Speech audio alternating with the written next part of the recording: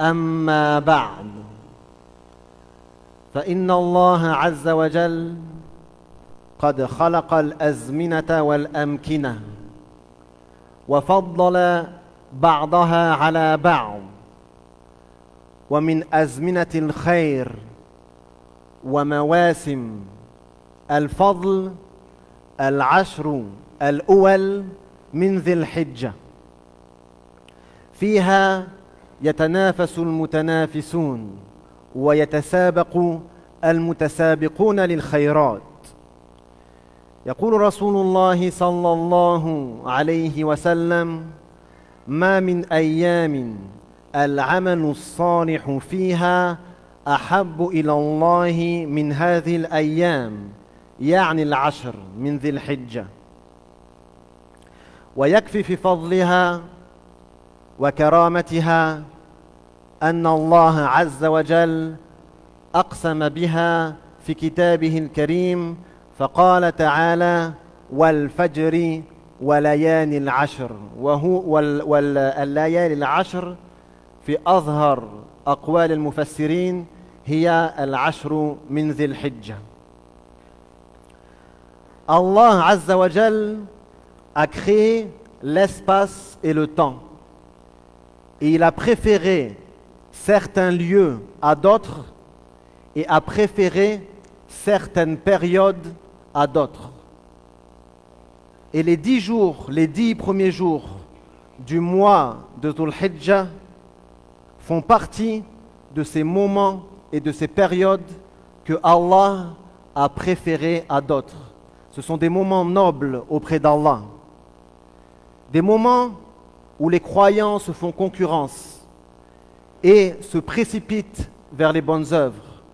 Le messager d'Allah sallallahu alayhi wa sallam a dit: il n'y a pas de jour où les bonnes œuvres y sont plus aimées d'Allah que ces jours, c'est-à-dire les 10 premiers jours de Dhul Hijjah.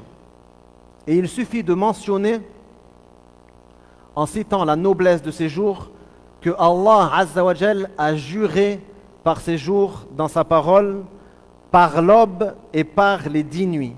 Les 10 nuits, selon beaucoup d'exégètes du Coran, ce qui est désigné, c'est les 10 premiers jours de Dhul Hijjah. فقد تضمنت هذه الأيام الشريفة والليالي الكريمة يوم عرفة. وما أدراك ما يوم عرفة؟ يوم أكمل الله فيه الدين وأتم علينا النعمة ورضي لنا الإسلام دينا ولجميع العالمين.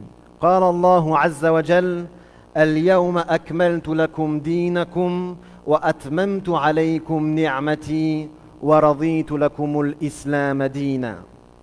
وفي هذا اليوم يجتمع الحجاج لابسين ثوبا واحدا بهيئة واحدة يدعون الله عز وجل، ولا فرق بين عربي وعجمي ولا أبيض وأسود إلا بالتقوى.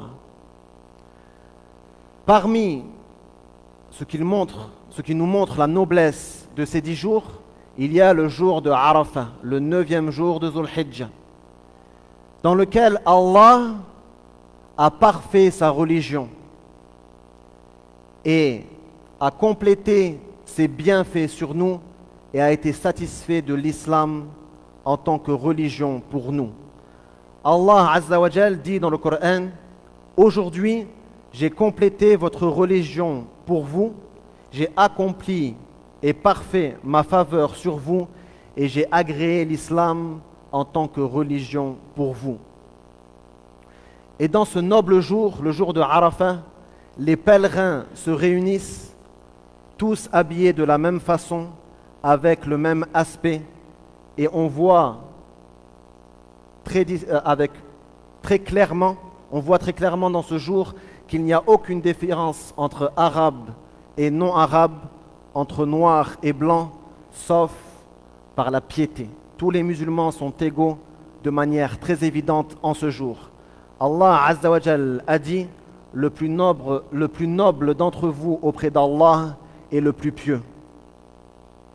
ولفضل هذا اليوم قال رسول الله صلى الله عليه وسلم الحج عرفة وحث غير الحاج أن يصومه ومن الأعمال الفاضلة في هذه الأيام العشر الصيام فيها من أول يوم إلى يوم عرفة وكذلك الحج وزيارة البيت الحرام وهو من أركان الإسلام يقول الله عز وجل ولله على الناس حج البيت من استطاع إليه سبيلا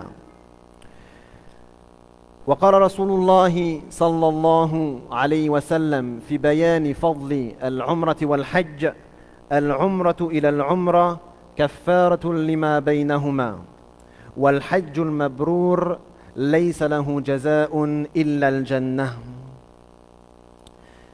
Et pour la vertu de ce jour, le jour de Arafat, le messager d'Allah sallallahu alayhi wa sallam est allé jusqu'à dire le pèlerinage c'est Arafat, parce que c'est le plus important pilier du pèlerinage.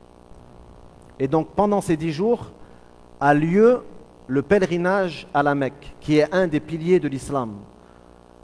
Allah Azza wa Jal dit dans son noble livre, et c'est un devoir envers Allah pour les gens, pour ceux qui le peuvent, de se rendre à la maison sacrée afin d'y faire le pèlerinage. Et le messager d'Allah sallallahu alayhi wa sallam nous a montré la grâce de la Umrah et du Hajj, du petit pèlerinage et du grand pèlerinage. Dans sa parole, la Umrah jusqu'à la Umrah est une expiation pour ceux qui est entre elles, entre les deux Umrah. Et le pèlerinage agréé n'a d'autre récompense que le paradis. والواجب على المسلم أن يتعلم المناسك قبل أن يحج حتى لا يقع في محظور يبطل حجه أو ينقص أجره. Il est obligatoire aux musulmans qui souhaitent faire le pèlerinage d'apprendre les actes cultuels qu'il doit faire pendant son pèlerinage afin de ne pas faire une chose interdite pendant son pèlerinage qui pourrait annuler et invalider son pèlerinage entièrement ou diminuer sa récompense. ومن الأعمال الصالحة في هذه الأيام العشرة الذكر والتكبير ويبدأ التكبير من أول يوم من ذي الحجة التكبير المطلق والتكبير المقيد يبدأ من يوم النحر إلى آخر أيام التشريق. أما الحاج فإنه يلبي إلى رمي الجمرات. Parmi les œuvres pieuses que l'on peut faire pendant ces 10 jours, il y a le dhikr, la mention d'Allah, ainsi que le takbir. Et le takbir commence dès le premier jour de Dhul Hijjah. Le takbir, l'évocation d'Allah dans l'absolu. Le takbir restreint, c'est-à-dire celui qu'on dit après chaque prière, commence le jour du sacrifice et se finit à la fin des 3 jours du tashriq. Donc il y a le jour du sacrifice et 3 jours après le jour du sacrifice, on fait le takbir après chaque prière obligatoire.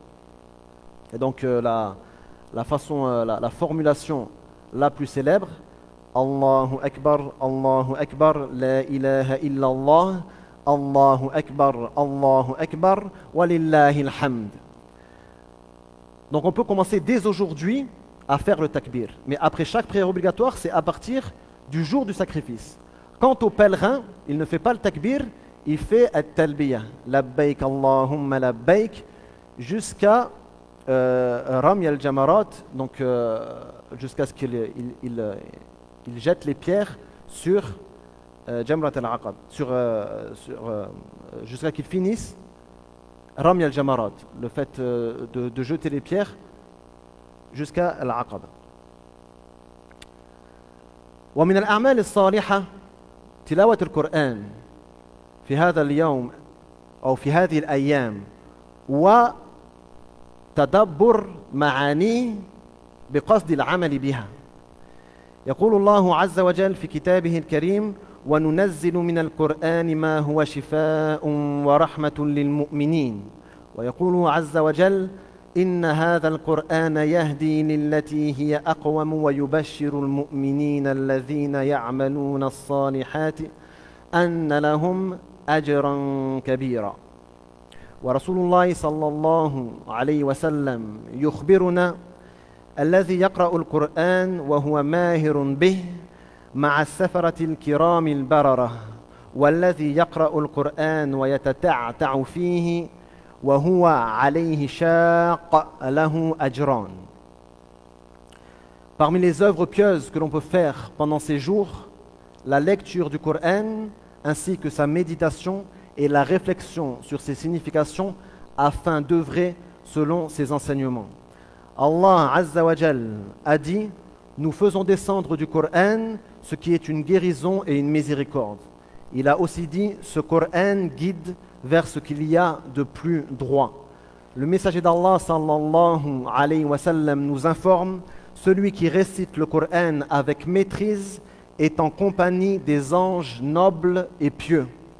Et celui qui récite le Coran en hésitant et en le trouvant difficile obtient une double récompense. فالبدار البدار قبل فوات الأوان البدار البدار قبل ساعة المندم يوم لا ينفع مال ولا بنون إلا من أتى الله بقلب سليم.